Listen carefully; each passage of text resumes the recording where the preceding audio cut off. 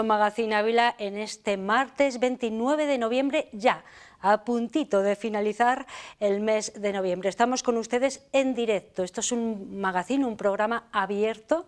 Tienen cabida muchos asuntos que esperamos les interesen a todos ustedes. Si me ven con algún pelito es porque he estado cogiendo a un gato. ¿Saben por qué? Porque tenemos una sección dedicada a la adopción de animales gracias a la Asociación Protectora de Animales Huellas. Hoy es su turno, empezamos con ellos. Han traído un gatito precioso que se llama Agus, pero no les cuento más, luego le conocerán a él y a las voluntarias y a la presidenta de la Asociación Protectora de Animales, pero además de esto hay otros asuntos. Hoy hablaremos también de justicia con el fiscal Óscar Barrios. Trataremos, entre otros asuntos, de las alternativas a la prisión a la hora de cumplir una pena. La gerente de Geara, Maite Martín, estará con nosotros en directo para hablarnos de la problemática del consumo excesivo de alcohol en la sociedad abulense. Y tendremos tertulia. Hoy nuestro tema de conversación será el miedo como concepto. ¿Qué tiene de bueno? ¿Qué tiene de malo?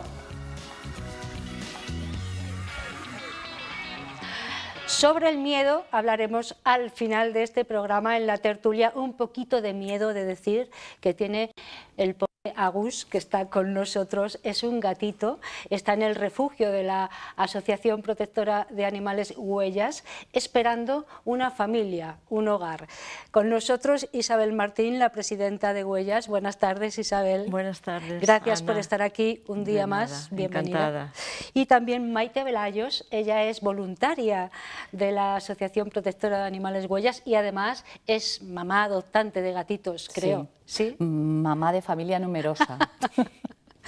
Muy bien, Agus, ahí le tienen ustedes, es uno de los gatos, de los muchos gatos que hay ahora mismo refugiados en la Asociación Huellas, gatitos que han encontrado en la calle, en condiciones a veces de mucho desvalimiento, y Agus es un amor. Además me siento muy identificada porque somos casi tocayos, sí. Agus y Agustín, ¿a que sí? Hola, Agus. Bueno, luego vamos a hablar un poco del gatito, de cómo contactar con vosotros si alguien quiere adoptar a Agus, en este caso. Pero primero, Isabel, vamos a hablar un poco de la asociación. Ya lo hicimos pues hace un mes aproximadamente, cuando traíamos a un perrito que no sé si alguien se ha interesado por él. Todavía no. Bueno. Pero no perdemos la esperanza nunca. Vale, son muchísimos, entre tanto no ha sido Miyu, la galga que presentamos, pero han sido otros los que han encontrado un hogar a lo largo de estas últimas 4 semanas desde que estuvimos aquí. Pero bueno, hay que agradecer que existen efectivamente personas compasivas que vienen a ayudar a alguno de nuestros animales, sea un gatito o sea un perro, un galgo de distintas razas, etc. Sí, recuerdo que el tema de los galgos además era algo que queríamos tratar porque era una de las razas más abandonadas, de raza efectivamente, además, ¿no? Claro. Raza, sí. Bueno, pues a ver si Miyu, que era un amor, encuentra pronto un hogar. Luego les vamos a sobreimpresionar aquí dónde pueden contactar con la Asociación Protectora de Animales para pues adoptar a Miyu, cualquier perrito o cualquier gatito, como es el caso de Agus. Bueno, cuéntanos, Maite, ¿qué tal? Mira, aquí se está estirando, fenomenal. ¿Por qué tú decidiste formar parte de la asociación como voluntaria? Porque es un trabajo, bueno, pues muy desinteresado, pero muy hermoso, ¿no? Pues desde luego que sí, muy satisfactorio. Y que ayudas, bueno, cualquier voluntariado siempre es ayuda. Pues yo me he criado entre animales porque en mi familia había ganadería y entonces siempre ha habido gatos, ha habido perros. Y llegó el momento en que contacté con la protectora y bueno, decidí dedicar mi tiempo también un poco a ellos. Hay muchos voluntarios, hay mucha gente que ayuda de muchas maneras, no solo allí en el refugio, en los mercadillos, llevándonos cosas para vender, colaborando con la lotería. Ya te has quedado tranquilo, ¿verdad, cariño? Estaba buscando su hueco. Ellos lugar, buscan su ovillito. Su ovillo. Sí. Es especialmente cariñoso, Agus. Es un gatito que encontramos en la calle como los 108 que ahora, a día de hoy, tenemos allí en la protectora. Le encontramos en la calle, pequeñito, supongo que sería algún capricho de alguien y bueno, llegó allí a nuestro refugio y como veis, hace muy poquito que está aquí, pero él ha encontrado su sitio y... Primero hemos de decir que ha estado oliendo todo el plato. Sí. Porque él tenía que saber dónde estaba, ha estado oliendo todos los rincones de este plato y luego ya se ha sentido a gusto y ahí está Agus, que es un amor. Bueno, me decías, Maite, que hay ¿cuánto gatos? 108 a día 108 gatitos ahora mismo en el refugio. Hay muchos también que se pierden y nos los llevan allí porque los dueños... Evidentemente que se te salga del jardín o algo, el disgusto es tremendo, nosotros también los recogemos y también hacemos una labor que yo cuando era niña, allí por la Edad Media, pues sí, cuando era niña había muchos perros y gatos abandonados en la ciudad. Ibas por cualquier calle y te encontrabas un perro famélico, un gatito pequeño y la protectora ha recogido ese testigo y está haciendo esa labor, digamos, de recogida de todos los animales. No hay animales abandonados si nosotros lo sabemos. Mira, Agus, parece que nos está escuchando. Sí, él lo sabe. Sí, está atento. Y hay que romper una lanza en favor. La gente siempre piensa que las protectoras son de perros. En favor de los gatos. Los gatos ni son tan huraños como dicen. Yo tengo 7, entonces 7 en este momento, porque claro, hemos ido recogiendo en casa y unos se han ido por edad y en fin, pero que en este momento tengo 7 gatitos y a cuál mejor, cada uno su carácter y no son huraños, no son eso que dicen, no, es que un gato es independiente y no te hace caso. Te esperan en la puerta cuando llegas, cuando estás enfermo tienen un sexto sentido. Si tú estás con jaleo en la cabeza, ellos como que saben leer, son animales muy espirituales, muy sensitivos y es mentira eso de que arañan y que... No, un gato teniéndole cuidadito, castrado y en casa con sus cuidados no necesita nada más que cariño, comida y eso sí, el sofá. No puedes... El sofá favorito del gato en cuestión, que también puede ser el tuyo, pero te aguantas. Sí, a veces tienes que pensar en que tú pagas la hipoteca, pero la casa es de él. Y eso. También, y si me permites, aconsejo, claro, si alguien quiere adoptar un gatito, que adopte 2. 2 gatos es el primer golpe a lo mejor del gasto del veterinario, que dices 2, pero los gatos se hacen mutua compañía. Ellos, el hecho de ser 2, hacen manada y una de las cosas importantes para ellos que es el aseo. Ellos se asean el uno al otro y nunca se sienten solos. Esa sensación de que te vas de casa y les dejas... nunca. Como podéis ver, Agus es un amor. Es un amor. Y no se queda dormido porque estoy yo dándole así, pero ahí, vamos. ¿No? Isabel, nos comentabas en el anterior programa, y ahora podemos incidir en ello, el tema de camadas de gatos que ahora mismo en determinadas zonas de la ciudad pues preocupan a la población. Vosotros os encargáis también de esterilizar a esos gatos callejeros y volverlos a dejar en los lugares en los que se encuentran, pero esterilizados para evitar pues esa proliferación, ¿no?, de animales. Uno de los objetivos que debemos tener todos en cuenta, a los que nos gustan los gatos, es que hay que controlar su reproducción. Si no tenemos cuidado y echamos de comer de forma sin control, de forma no controlada, a los gatos de la calle, se pueden reproducir de manera que donde había 2 gatitos que viven alegremente por la calle y que a veces sobreviven bastante bien, se pueden convertir en 12 en 2 primaveras. Y lo de la primavera digo porque es en primavera cuando suelen nacer. Entonces, uno de los proyectos que tiene Huellas es colaborar, hacer lo que podamos, lo que esté de nuestra mano, porque no es fácil controlar la población de gatos de la calle. Efectivamente. Entonces, nosotros es muy laborioso porque hay que poner una jaula trampa, hay que llevarlo al veterinario, hay que mantenerlo 2 o 3 días en casa y hay que volverlo a soltar. Entonces, es una labor de muchos años y de muchas temporadas.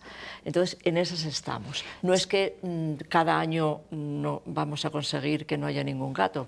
Va a haber siempre gatos en la calle. Es una población de animales que tenemos que saber respetar, porque siempre los hubo. Si están bien controlados allí donde se les echa un punto de comida para tener el sitio donde poner una jaula trampa, pues allí sabemos que hay gatos y allí podremos ir a capturarlos, a esterilizarlos y a volverlos de nuevo, a retornarlos a sus sitios. ¿En qué estado se encuentran estos animales? Pues hay de todo. Hay muchas veces que están atropellados, hay muchas veces que están enfermos y justamente los enfermos, allí donde están controlados, se les lleva al veterinario, pero generalmente son casos aislados aquellos gatos que están en malas condiciones, pero siempre aparecen, lógicamente, porque hay muchos. Bueno, está bien, conviene hablar de estos asuntos porque en determinadas zonas, la zona sur es una de ellas y tal, bueno, hay una proliferación de gatos importante. Muchísimos, ¿no? Hay muchísimos. Entonces llegamos donde llegamos porque tenemos los recursos humanos y económicos que tenemos, pero estamos en ello, entre todos, con un poco de paciencia y sobre todo teniendo en cuenta que donde hay gatos hay que controlar la reproducción. Eso es muy importante que la gente lo sepa. Bueno, volvamos a Agus y a Maite, que es quien tiene a Agus en sus brazos ahora mismo, para que vean qué animal más dócil, más tranquilo. Bueno, venía aquí de nuevas, no conocía este plató y ahora, bueno, pues se ha hecho un poco a ese silloncito que le ofrece Maite. ¿Desde cuándo eres voluntaria, Maite, de la asociación? Pues hace un montón de años, lo menos 15, 18 años. Sí, hace muchísimo tiempo. ¿Y por qué? Pues porque me gustan los animales mucho, porque me da mucha satisfacción el poderlos ayudar. Repito que siempre he tenido animales en casa y esa cosa también de que, bueno, en los pisos pequeños la gente no podías tener. Yo he tenido mastines, teníamos ganado y entonces, bueno, era como un poco volver a recrear el ambiente que había vivido siempre de tener los animales y tal. Y es curioso porque mis gatitos, como en mi caso hay mucha gente, pero mis gatitos varios de ellos son minusválidos. Tengo una gatita que se llama Casilda, que nació sin... Mira, ya está haciendo masita, que eso es que está muy a gusto. Eso está a gustito. Casilda nació sin un bracito, luego murió hace 2 años ya, porque ya era muy mayor, una gatita sorda. En fin, tenemos otro que nació sin rabito. Quiero decir que esos animales también merecen ser adoptados. Y son muy cariñosos. Y son muy cariñosos. Sí. Y además voy a decir que cuando llegas allí al refugio, ellos parece que te hablan. Ellos saben que agradecen cuando les acaricias, agradecen pues eso, la palmadita que les das, porque están muy faltos de cariño. Y ahí me gustaría decir que hay una figura que es el padrino en nuestra asociación. Hay una figura que es el padrino, que tú puedes apadrinar un animal, un perro, un gato, y dejarle allí en nuestro refugio, y los fines de semana o cuando tú puedas salir a pasearle, o le puedes comprar un collar para que él tenga un collar bonito, o llevarle chuches. En fin, tú puedes ser padrino de ese animal porque, repito, hay veces que en una casa pequeña, sí, qué bonito en una casita pequeña no puedes tener. Yo mis gatos es porque tengo una casa con jardín, grande y... Bueno, ahora que estamos viendo a Agus ahí en primer plano, vamos a recordar cómo contactar con vosotros, con la protectora de animales Huellas, si alguien que nos está viendo quiere adoptar a este animal, a Agus. ¿Qué tiene que hacer? Sí, nuestra página web, que es por donde se entra a todo tipo de información respecto a Protectora Huellas, protectorahuellas.org.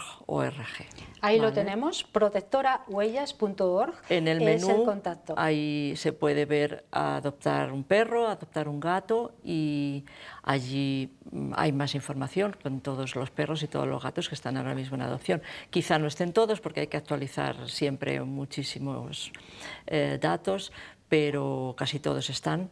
Y si no, se puede preguntar por más, y a partir de ahí le daríamos cita para ir a adoptar un animal. De momento, bueno, Agus, por lo que ha dicho Maite, llegó a la protectora siendo chiquitito, ¿no? Sí. ¿Ahora cuánto tiempo tiene? Ahora tiene 1 año y medio. 1 año y medio. Sí, es muy jovencito. O sea que lleva 1 año sí, más o menos con vosotros, efectivamente. ¿no? Está vacunado, Sí. tiene todas sus vacunas, está esterilizado.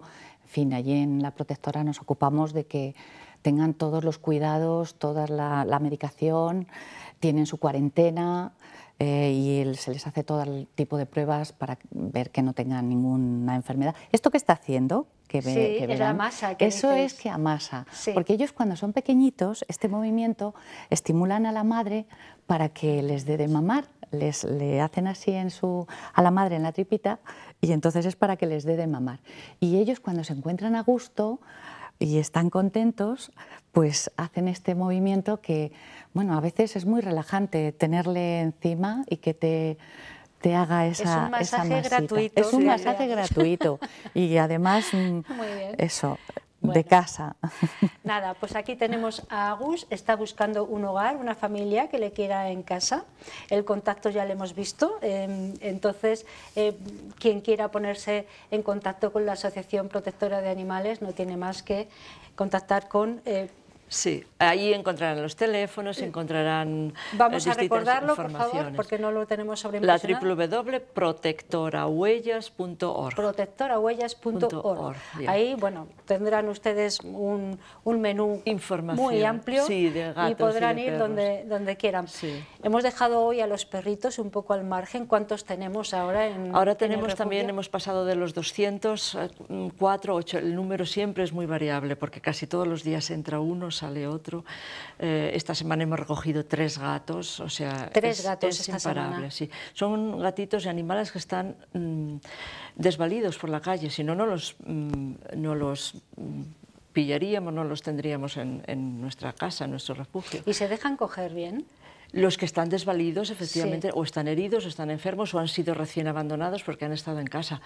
Antes diferenciábamos los llamados gatos ferales de los que viven en la calle, de los que han estado en casa. Una llamada, por favor, al no abandono de los gatos, que sufren muchísimo. Una llamada a cuidado con las ventanas porque se escapan y les resulta muy difícil volver a casa, porque normalmente vivimos en pisos. Y una llamada a la responsabilidad a la hora de hacernos cargo de un animal, que es muy bonito tenerlos, pero implica dedicación y bastantes cuidados. Isabel Martín es la presidenta de la Asociación Protectora de Animales Huellas. Maite Velayos es una voluntaria, mamá de gatitos, y nos ha traído aquí a Agus, que acaba de saltar porque esto es suyo ya. Es un gatito que está buscando familia, así que ya saben ustedes, pónganse en contacto con la protectora si les parece adecuado para su hogar. Nos vamos, tenemos publicidad ahora, pero no sin antes daros las gracias por haber estado aquí de nuevo en directo. Programa, muchísimas Ana. gracias. En un mes nos volvemos a encontrar, ¿vale? De acuerdo. Gracias. Gracias. Vamos a los anuncios, no se muevan, ¿eh?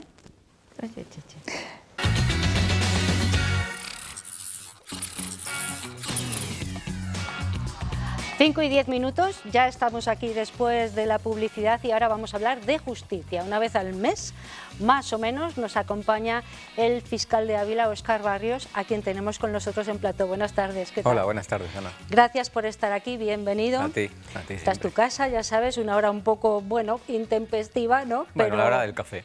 La hora del o café. después del café. Luego te invitamos a un café Vale, si quieres. bien, sí, sí. Vale.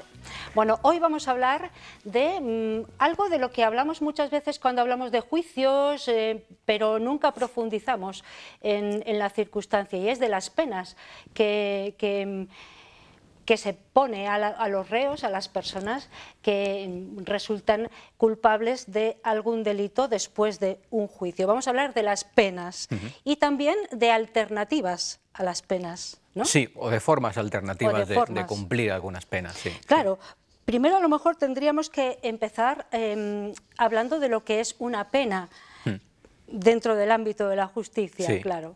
Bueno, ¿qué es? ¿Es igual que un castigo? ¿Es un sinónimo? ¿Qué se entiende por la pena? La pena, su propio nombre indica, es un castigo.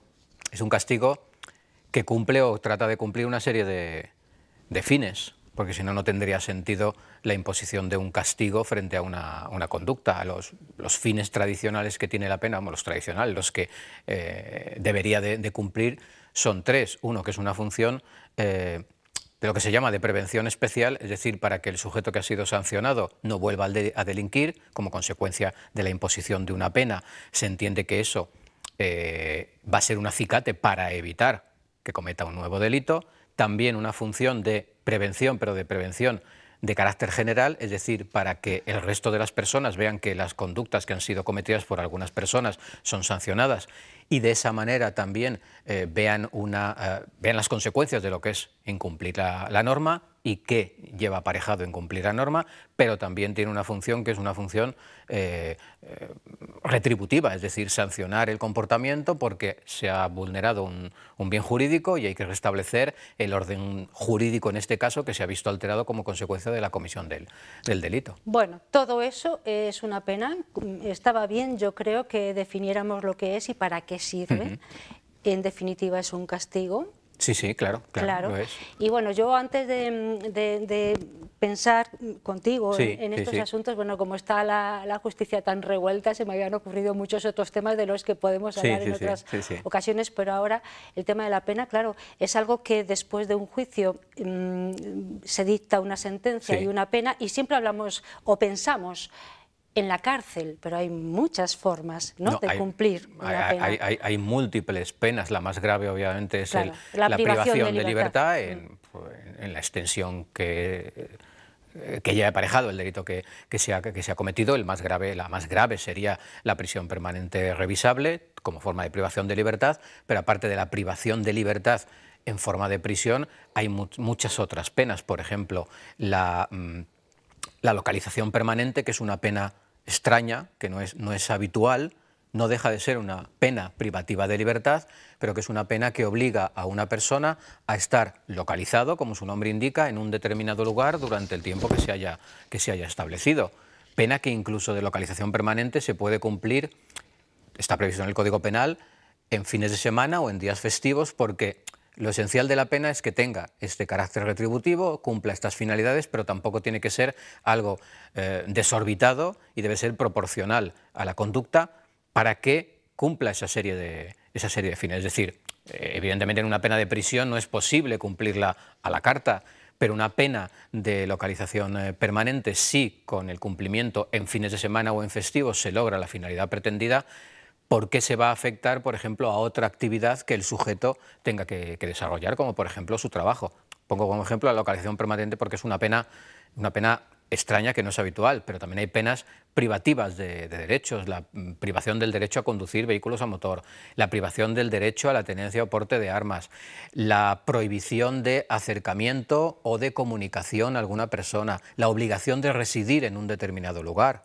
Por ejemplo, es una pena. Entiendo que estas son penas leves, digamos, ¿o no? Bueno, estas últimas, digo. No son, realmente no son penas privativas de libertad, pero sí son penas limitativas del derecho de deambular, es decir, alguien que no puede acercarse a un determinado lugar o que tiene que residir en un determinado lugar también, no limita su libertad, como podría ser la prisión, pero también reduce su ámbito de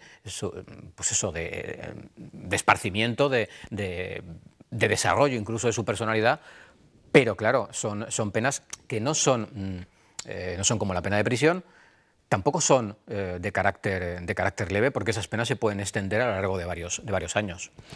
Bueno, quedamos entonces, está claro que la pena más grave es la de prisión. Cuando hablabas de la prisión permanente revisable, ¿esto es equiparable a, bueno, a una pena de cadena perpetua, por ejemplo? No, precisamente su propio nombre indica que es revisable cada cierto tiempo en función de, es necesario que se cumpla una serie de número de años para que se entre en esa facultad de revisión, se revisa en función de del contenido del propio Código Penal, donde se establece qué es lo que hay que revisar, el pronóstico de futuro de cumplimiento de comisión de nuevos delitos, y a partir de ahí se decide si se ha de cumplir, si se ha de seguir cumpliendo o no. No es una cadena perpetua.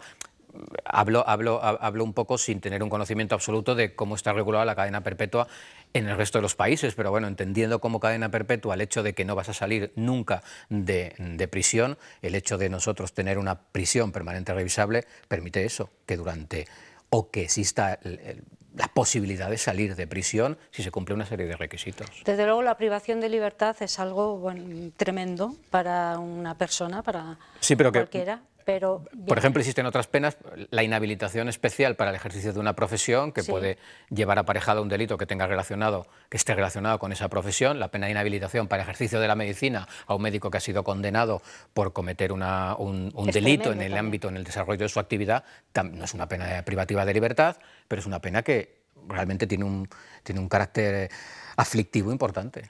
Bueno, pero yo quería que sobre todo el grueso de la conversación fuera dirigido hacia esas alternativas a las penas como las conocemos, porque hay formas alternativas, incluso hay suspensión de penas en algunos casos. Podemos hablar luego de ello, pero ¿cuáles son esas formas alternativas de cumplir una pena? Vale, a ver, realmente la mayor o la más importante es cómo se cumple una pena de prisión en determinadas circunstancias sin entrar en prisión. ¿Cuáles son esas formas alternativas de cumplir la pena de prisión? Que da lugar a los supuestos de suspensión o de sustitución de la pena. Esos son quizás los supuestos más importantes, porque luego podemos, quiero decir, una pena privativa del derecho a conducir, evidentemente va a suponer que no vas a poder conducir, no vas a poder, en su caso, sacarte el carnet de conducir si no le tienes, y luego la manera de cumplirlo también puede ser muy variada. Quiero decir, lo normal es que se cumpla de manera continuada desde el momento en el que se inicia, pero en algunos lugares se cumple de manera fraccionada, es decir, sin afectar, por ejemplo, al derecho al trabajo o a otro tipo de derechos que pudieran quedar afectados por esa pena privativa del derecho a conducir, se cumple o se puede cumplir de manera fraccionada en periodos de tiempo distintos. Serían otras formas, no formas alternativas, sino modos alternativos de cumplimiento. ¿Y en qué tipo de casos o de delitos, no sé, se pueden aplicar estas formas alternativas? ¿En todos? Con respecto a la pena de prisión, que es la más importante, se permite la suspensión, no es un derecho, el penado no tiene un derecho a que se le suspenda la pena, es una posibilidad que le da el Código Penal al juzgado de suspender esa pena, de suspender el ingreso en prisión durante un determinado tiempo, durante el cual va a tener que cumplir una serie de condiciones, cumplir unas obligaciones o respetar una serie de prohibiciones. O sea, que es un beneficio que concede o no el juez o la sala, ¿no? Sí, eso es. No es un derecho en sí. No es un derecho en sí. Del reo, ¿no? Hay un derecho a pedirlo, evidentemente, hay una obligación de resolver sobre esa circunstancia, pero no es algo que de manera automática se produzca. No se puede decir que en determinados casos siempre se va a conceder ese beneficio, porque el juez ha de valorar las circunstancias del reo, las circunstancias del hecho. Habla el Código Penal también del esfuerzo para reparar el daño causado por parte del penado que ha realizado, para que se tenga en cuenta por parte del juez a la hora de conceder o no. Pero bueno, los requisitos básicos serían que se sea delincuente primario, que la pena o la suma de las penas impuestas no superen los 2 años de prisión y que de existir responsabilidad civil se hayan satisfecho las responsabilidades civiles o bien haya habido un compromiso de satisfacción de manera progresiva a lo largo del tiempo. Serían los supuestos mínimos que han de concurrir para que se dé los requisitos imprescindibles para una suspensión de pena, entonces. Imprescindibles, pero hay excepciones, porque a veces cuando no se cumplen esos requisitos o alguno de ellos, también se concede. En ese caso, si se concede la suspensión, se puede supeditar a que cumpla otra serie de obligaciones o que tenga que respetar una serie de prohibiciones. Vamos un poco a ejemplos, que la gente lo comprende mejor. Creo que hay suspensiones ordinarias y extraordinarias. Podemos empezar por ahí. ¿Cuáles son las ordinarias y cuáles serían las suspensiones de pena extraordinarias? ¿Y a qué están supeditadas también? Claro. Vale, pues la suspensión ordinaria es un poco lo que acabo de decir, el supuesto en el que se sea un delincuente primario, la pena no sea superior a los 2 años de prisión y se haya satisfecho la responsabilidad civil. En ese caso, si el juez valora que las circunstancias del hecho pues son susceptibles de que con ellas se le reconozca ese beneficio, se le concede la suspensión. ¿Qué supone la suspensión? Que durante un tiempo, que será fijado por el juzgado, no puede, obviamente, delinquir y durante ese tiempo la pena estará en suspenso, de tal manera que si transcurrido ese tiempo se ha cumplido esa condición, que la principal es no delinquir, la pena se revocaría. ¿No delinquir en cuánto tiempo? No delinquir, pues depende de la pena que se vaya a suspender, el tiempo de suspensión será uno u otro. Es decir, para penas de hasta 2 años de prisión, la pena de suspensión podrá ser de hasta 3 años, y de hasta 2 años, y para las penas de hasta 2 años de prisión, la suspensión será de hasta 5 años. Es decir, que se puede establecer que durante un plazo de 3 años no delinca, porque si delinque, si comete un nuevo delito, la pena se revocaría y podría ser cumplida en sus propios términos. ¿Cumplida desde ese momento? Desde ese momento, con carácter retroactivo. Sí, efectivamente, eso es. Vale. Luego existen supuestos en los que, por ejemplo, cuando no se es delincuente primario porque se tiene antecedentes penales o cuando no se ha satisfecho la responsabilidad civil, pero siempre la pena es inferior a los 2 años, se puede conceder ese beneficio, pero sometido a determinadas condiciones. ¿Cómo qué condiciones? Por ejemplo, en el ámbito de la violencia contra la mujer, cualquier delito cometido en el ámbito de contra la mujer o de las relaciones, de determinadas relaciones familiares, estará siempre sometido a la prohibición de acercamiento, prohibición de comunicación con la víctima y el sometimiento a determinados programas, como programas formativos en igualdad de trato que están previstos en el Código Penal. Claro, una cosa que tiene que tener el juez claro es que el delincuente al que ya se ha juzgado y tiene una pena en firme no vaya a reincidir, ¿no? Y por eso se le deja en suspenso la pena. Sí, pero, claro. Por ejemplo, en el caso de los delitos contra la mujer, sí que está casi probado que cumplen un patrón de repetición muchas veces, ¿no? Ya, lo que pasa es que para eso nosotros no podemos acudir al imaginario colectivo de lo que sucede habitualmente. Nosotros nos tenemos que referir al caso concreto y ver si en ese caso concreto existe lo que se llama un pronóstico de futuro de que se vaya a cometer un nuevo delito semejante. Pero por eso, en esos casos, se establecen más condiciones. No simplemente es una suspensión con la obligación de no delinquir, sino también con la obligación de someterse, por ejemplo, a ese programa formativo de trato en igualdad, porque se pretende dar una oportunidad, en definitiva, al penado para que no ingrese en prisión, pero se reinserte, aunque no es, en fin. No sé, no es la palabra adecuada. Sí, no es una palabra adecuada. Sí, pero lo entendemos todos perfectamente. Hay otras suspensiones de penas en casos extraordinarios, por ejemplo, por enfermedad o cuando alguien alega y demuestra que es toxicómano, por ejemplo. En el caso de enfermedad no hay límite para la pena que se haya impuesto, la pena de prisión que se haya impuesto, una vez que se acredite que está quejado de una enfermedad terminal, que debe de justificarse a través de la información médica, informes forenses, etcétera, etcétera. Se puede dejar en suspenso siempre y cuando, evidentemente, no tenga otra pena suspendida. Ah, vale. Claro, nos podemos encontrar con un supuesto en el que tenga una pena suspendida porque sea un enfermo terminal, pero que cometa otro delito que dé lugar o que pueda dar lugar a esta suspensión. Evidentemente, en ese caso, el Código Penal establece que no se podrá conceder. En el caso de delitos cometidos por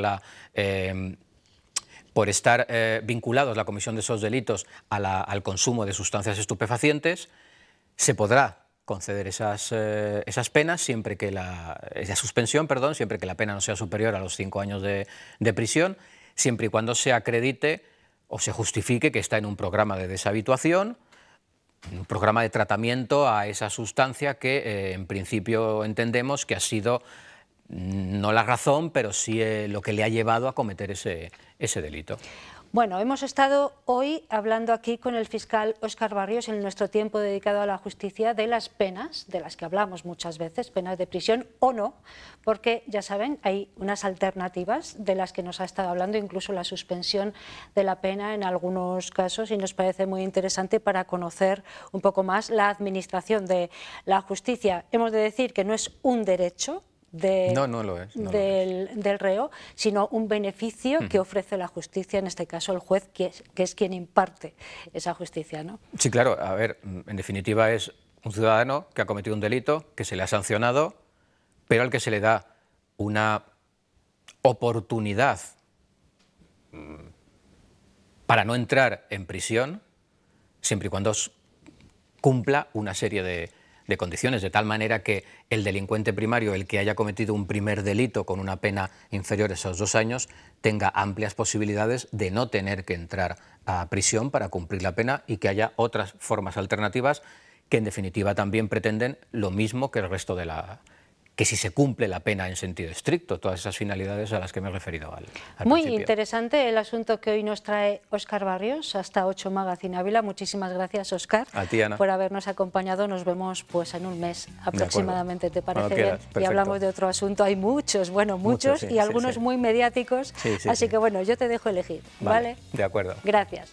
Vamos a hacer otra pausa pequeña para la publicidad y volvemos otra vez con ustedes para hablar de un colectivo y con los responsables de un colectivo, bueno, pues que está trabajando mucho por y para la desafección al consumo de alcohol excesivo. Geara.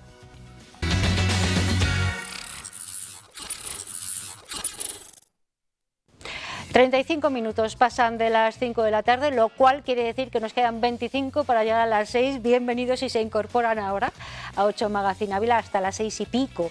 Les vamos a acompañar todavía con muchas cuestiones que esperamos les interesen. Si quieren vernos por la noche, también pueden hacerlo a partir de las 10. Dicho todo esto, tenemos el gusto de presentarles a los responsables de Geara, que es el grupo de enfermos alcohólicos recuperados de Ávila. Maite Martín es la coordinadora de Geara. ¿Qué tal, Maite? Buenas tardes. Buenas tardes, Ana. Y Miguel Martín también es el presidente de Geara. Muy buenas tardes, Miguel. Buenas tardes. Ya presidente desde hace unos años, ¿verdad? ¿Cuántos? Pues no sé si son 16. Muchos. O 18. Sí. Sí. Ya un veterano presidente de este grupo de enfermos alcohólicos recuperados, que también es muy veterano en Ávila. No sé, lleváis ya una historia larga y hemos de decir que además con muchos cambios de los que queremos hablar ahora precisamente, ¿no?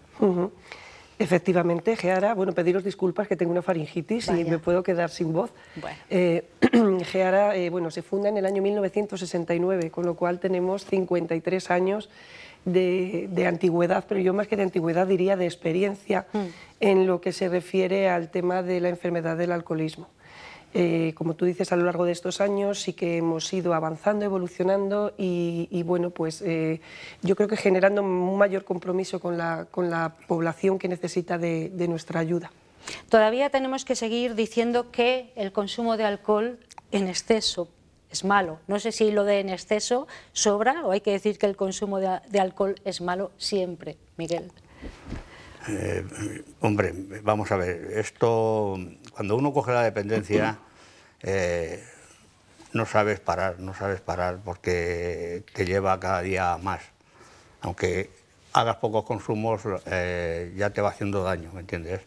Lo que pasa que es una cosa que está a la voz de ella, en todos los sitios está el alcohol por delante, y no quiere decir que eso una persona sea alcohólica, sino que cuando empiezan ya a consumir diariamente y les falta eso, entonces es ya cuando se va adquiriendo el problema de de caer en las garras del alcohol. Bueno, para eso está Geara, para apoyar a esas personas. A mí me llamaba la atención, Maite, que antes de la pandemia había pues como un 30% menos de personas que acudían a Geara que ahora, que están en torno a las 200 personas. No sé si es un 30% más que antes de la pandemia. ¿Qué ha pasado? Bueno, en principio sí que estamos hablando de en torno a un 35% de mayor demanda de gente que llega a Geara. Por supuesto que la pandemia ha tenido mucho que ver, porque durante estos 2 años, pues como todos teníamos un poco de miedo al contagio, la gente no llegaba a la asociación, no llegaba a pedir ayuda, y bueno, pues lo que ha generado la propia pandemia, ¿no? Es decir, que la gente como que se ha refugiado un poco en los consumos de alcohol sin darse cuenta de que quizá pudiera generar esa dependencia. Entonces yo creo que ha sido un poco un cúmulo de circunstancias, pero también es cierto que ya en el año 2019, antes de que empezase la pandemia, observamos que había cifras que nos hacían denotar el aumento en la demanda de atención. O sea que bueno, ya antes de la pandemia eso iba creciendo un poco, ¿no? Ese consumo pues casi compulsivo muchas veces, ¿no? De alcohol. Miguel, me dices sí. Sí, es verdad, sí. Claro. Es lo que te he dicho antes, ¿no? Al principio. Mucha gente que consumía en cafeterías y bares, pues se refugiaron en sus casas.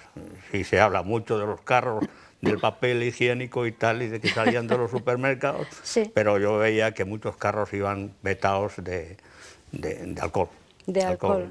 Para consumir en casa, en soledad, sí, muchas veces. Sí. ¿No? Y sobre todo personas que ya tenían la dependencia, pues abusaban el doble de poder hacerlo en cafeterías o tal, pues al tenerlo allí a mano, pues es lo que les ha pasado. Y ha habido también otros cambios, y es que la edad media de la persona que comienza a consumir alcohol ha bajado hasta niveles alarmantes. Antes hablábamos, antes de entrar en directo en esta charla, que estaba en torno a los 13-14 años, ¿no? El comienzo en el consumo de alcohol, y luego la edad media de los usuarios de Geara, que también ha bajado mucho, ¿no?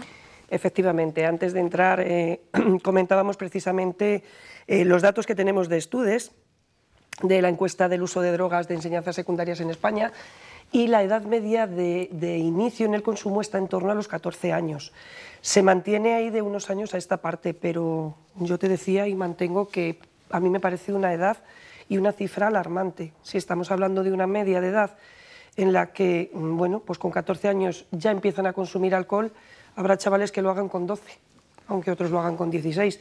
Yo creo que es para reflexionar sobre lo que están haciendo nuestros adolescentes, ¿no? Y con respecto al grupo, me decías que también había bajado la edad media de los usuarios y había aumentado mucho el número de mujeres. Eso es, ha descendido la edad media de los grupos que acuden a consulta, está en torno ahora mismo a los 42 años, y que también es una cifra alarmante, 42 años de media, vuelvo a insistir lo que digo con la encuesta Estudes. Y luego también mayor demanda de mujeres. Antes, pues yo me atrevo a decir que era 1 frente a 10 y ahora estamos hablando 1 frente a 7, 6, o sea... Eso puede tener una doble lectura. Puede ser que más mujeres ahora sean adictas al alcohol, o puede ser que más mujeres ahora se den cuenta de que tienen una adicción, ¿no? Efectivamente, pues yo creo que siempre ha existido el consumo de alcohol en las mujeres. Pero más solapado. Efectivamente, claro. Siempre ha estado como más oculto, porque la mujer suele beber en casa, solía beber en casa. Los consumos se hacían en casa, estaban un poco más ocultos, estaba peor visto, bueno, pues el considerar que una mujer pudiera tener problemas de alcohol por la carga familiar, un poco la carga social. Entonces estaba más oculto. ¿Qué ocurre? Que como nos vamos equiparando ambos sexos en todo, o tratamos de equipararnos, pues lo hacemos en lo bueno y también en lo malo, como yo digo, ¿no? Y precisamente sí, o sea, el consumo de alcohol por parte de mujeres ha existido siempre.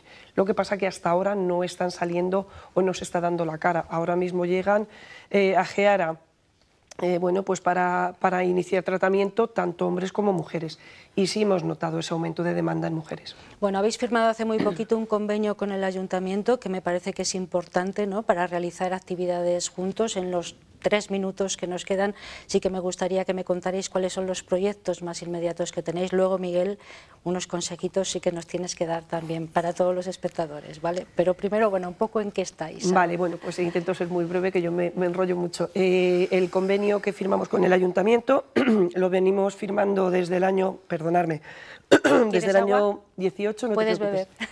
Beber. Es el programa Quirón, que es un programa específico para población joven, ¿vale? Considerado desde los 18 hasta una horquilla de 33-35 años.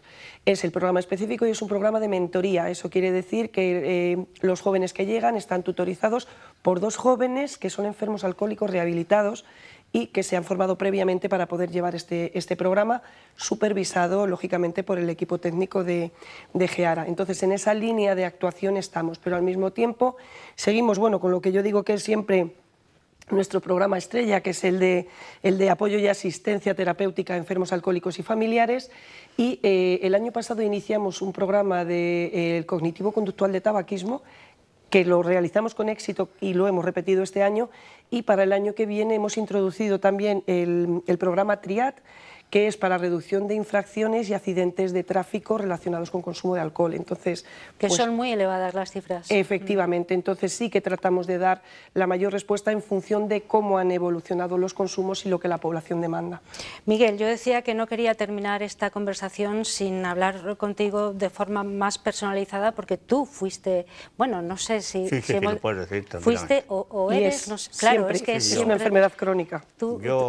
Una de las cosas que les digo a la gente que entra nueva, porque para nosotros el último que llega es el más importante, que yo también soy enfermo alcohólico, a pesar de los 25 años que llevo en abstinencia. Yo lo único que puedo decir a todas aquellas personas que nos estén escuchando, que no desprecien la ignorancia que se tiene sobre el alcohol, ¿no? Que el alcohol hace mucho daño. Aquellas familias que tengan a alguien que vean ellos, pues estamos nosotros, que podemos ayudarles tranquilamente, no hay problema de ninguna clase, se les acoge como... ¿Estáis vosotros dónde? ¿De qué manera contactar con vosotros? Bueno, pues nuestra dirección es la calle San Juan de la Cruz número 36, bueno, tenemos también página web, tenemos dirección de correo electrónico y teléfonos que pueden encontrar fácilmente en www.geara.org. Y allí, bueno, pues cualquier consulta pueden hacerlo también vía telemática y si no de forma presencial o a través de los teléfonos estamos a disposición. www.geara.org es el contacto para poder bueno, pues recabar toda la información que ustedes precisen. Nos lo ha estado contando Maite Martín, que es la coordinadora de GEARA. Gracias, Maite, por hacer el esfuerzo, también por hacer el esfuerzo de voz. Gracias, Ana, gracias. Y Miguel Martín, que es el presidente de GEARA. Muchísimas gracias, Miguel. Gracias a vosotros. Y bueno, esta es vuestra casa, siempre que queráis. Aquí Muchas estamos. gracias, Ana. Gracias. Vamos a hacer la última pausa publicitaria y después de la pausa enfilamos la recta final con tertulia. Hoy vamos a hablar del miedo.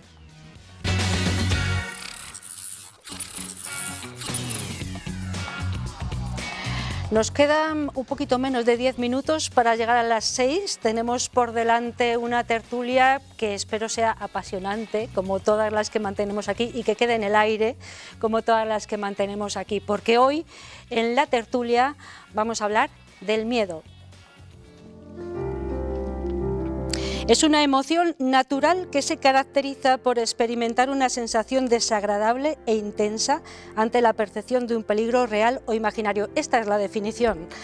Una de las pocas emociones básicas que compartimos con muchos animales y normalmente nos aterriza, nos impide actuar o tomar una determinación ante algo, pero otras veces crea en nosotros una especie de alerta beneficiosa.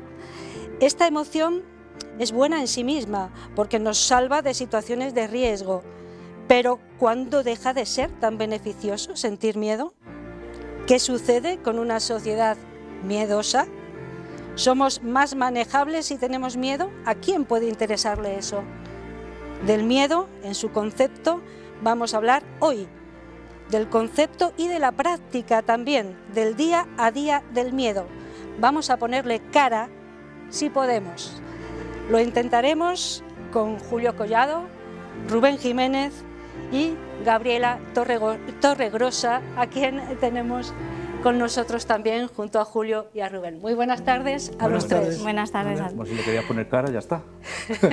Ahí está el miedo. ¿Qué pasa? ¿Tú eres la personificación? No, pero como decías de ponerle cara, hay que ponerle cara de alguna manera, pero es que el miedo es algo muy complejo. ¿Quién quiere empezar? No, que va a ser complejo. Ah, ¿no? A ver, el miedo puede ser bueno o malo, depende. El miedo es bueno. Pero complejo sí que es. El problema somos las personas, de cómo lidiemos con el miedo. Yo creo que uno de los aprendizajes fundamentales debía ser ese, saber lidiar con el miedo. Es decir, para que sea bueno, y a partir de un momento, si no sabes controlar el miedo, aprender sobre el miedo, dominar el miedo, entonces empieza a ser malo. Y decías tú, ¿y qué pasa con las sociedades miedosas? Pues está muy claro, que son dominadas muy fácilmente. El miedo, si deja de ser beneficioso, que te alerta de un peligro, a ser miedo pernicioso, es porque te imposibilita la actuación, te deja acobardado.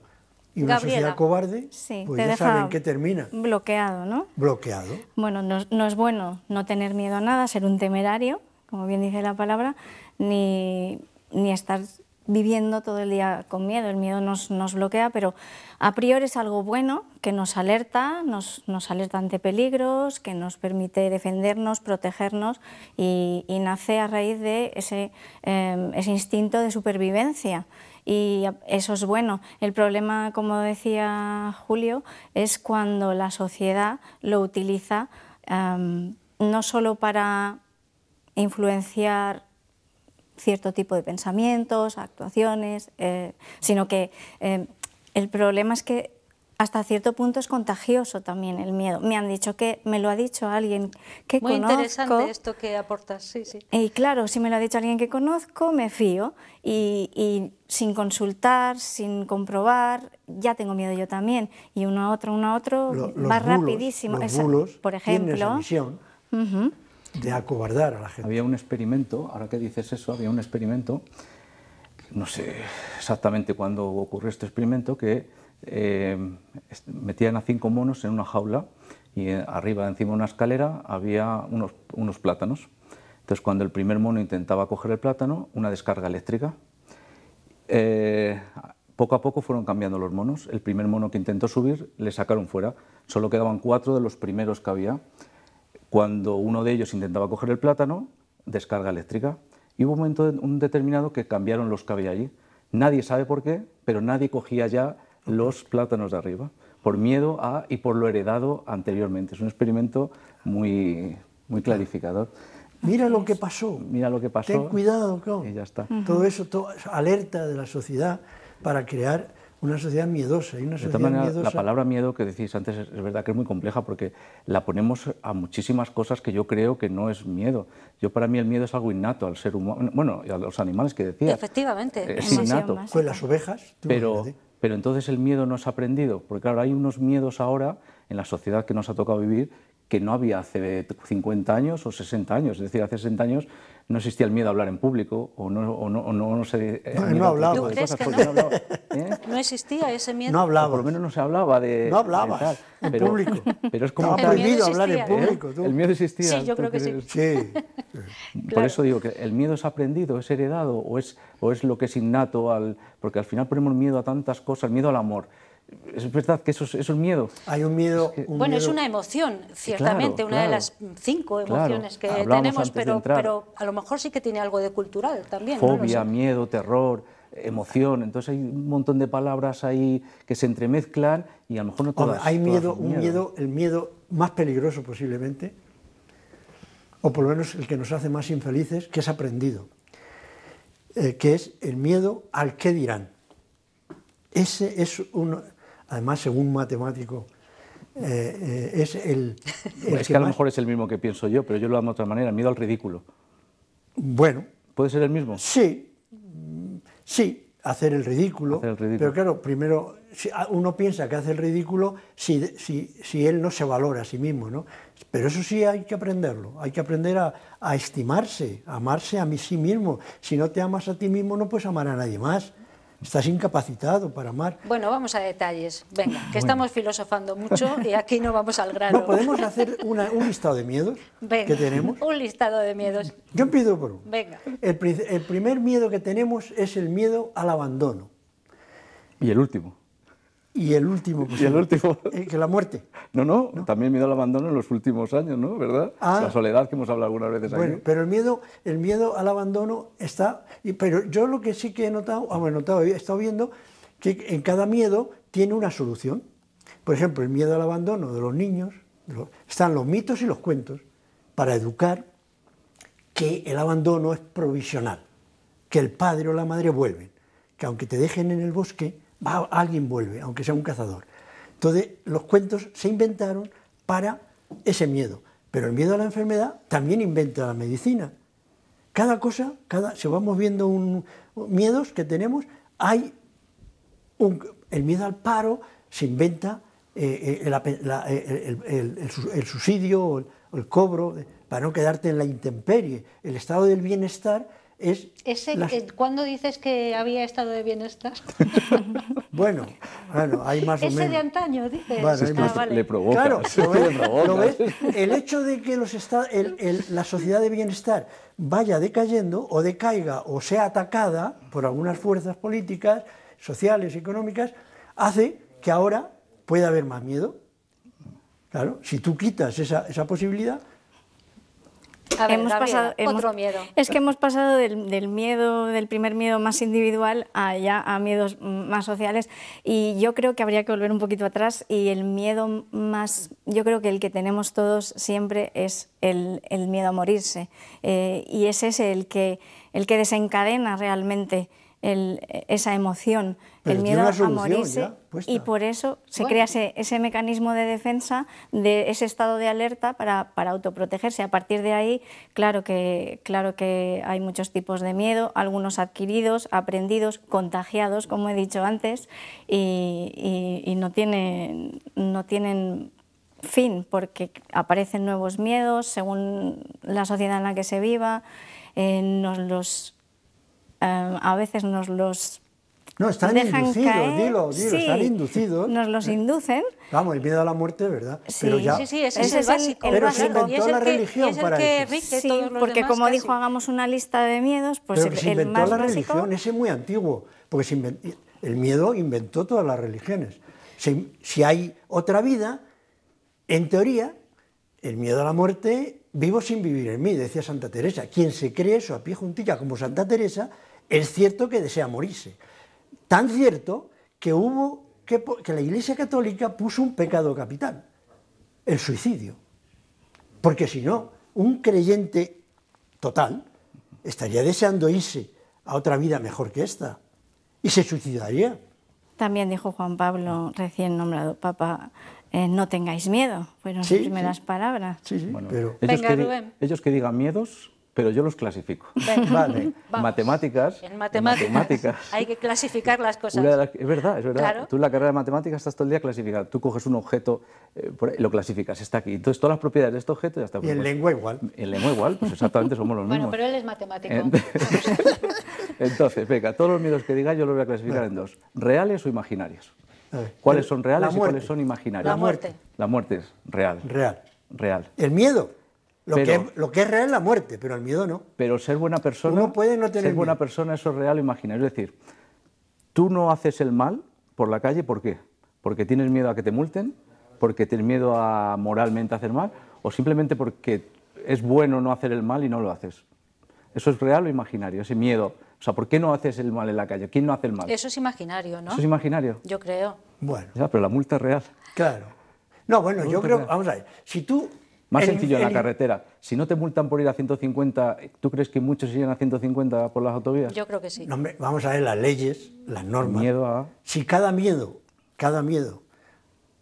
se hace una norma, una ley o al revés. Al revés. O al revés, una ley se hace... Pero claro, el miedo a un castigo El primer miedo que me